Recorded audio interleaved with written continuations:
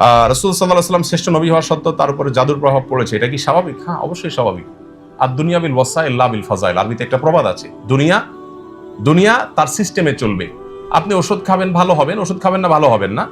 আপনি অসাবধানতা থাকবেন, আপনি অসুস্থ হবেন, সাবধান হবেন, অসুস্থ হবেন না।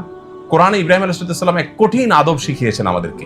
আপনারা সবাই আয়াতগুলো অলরেডি তারাবিতে পড়া হয়ে গেছে, আপনারা জানেন। ওয়াল্লাযী হুয়া ইউহয়ী ওয়া ইউমীত, কি জানেন আয়াতটা?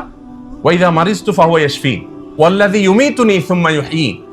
তিনি সে আল্লাহ পরিচয় দিতে গিয়ে তিনি তার কওমকে বলেছিলেন যে তিনি আমাকে জীবন দেন, তিনি আমাকে মৃত্যু দেন। এগুলো সবগুলো আরবি গ্রামার যারা বোঝেন, আরবি গ্রামার অনুযায়ী মুতাআদ্দি ফেল, অর্থাৎ এমন ক্রিয়া যে ক্রিয়াতে কর্তা এবং কর্ম আলাদা থাকে।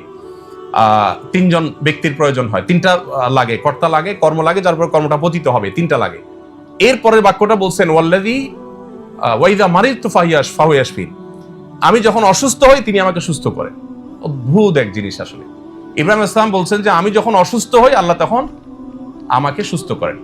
হওয়াটা দরকার ছিল কি? বিশেষ করে আপনারা যেহেতু মেডিকেল স্টুডেন্ট আছেন, টিচাররা আছেন, ডাক্তাররা আছেন, আপনাদের জন্য একটা খুব গুরুত্বপূর্ণ, রোগীদের অন্তত কাউন্সিলিং এর জন্য আমার মনে হয় খুব গুরুত্বপূর্ণ। ইব্রাহিম আলাইহিস সালাম বলছেন যে আমাকে তিনি জীবন দেন, আমাকে তিনি মৃত্যু দেন, আমাকে সবকিছু তিনি দেন, সব আল্লাহ করেন, এটা বললেন। রোগের বেলায় আসার পর বলছেন ওয়া ইযা মারিজতু, আমি যখন অসুস্থ হই। কেন এটা বললেন? এখানেও তো আগের পরের শব্দগুলোর দাবি ছিল এভাবে বলা, ওয়া ইযা ইউমরিজুনি ফাহুয়া ইউশফিন। আরবিতে এভাবে বলা উচিত ছিল, মানে আগেগুলোর মিলালে, যে আমাকে যখন আল্লাহ অসুস্থ করেন তিনি আবার সুস্থ করেন।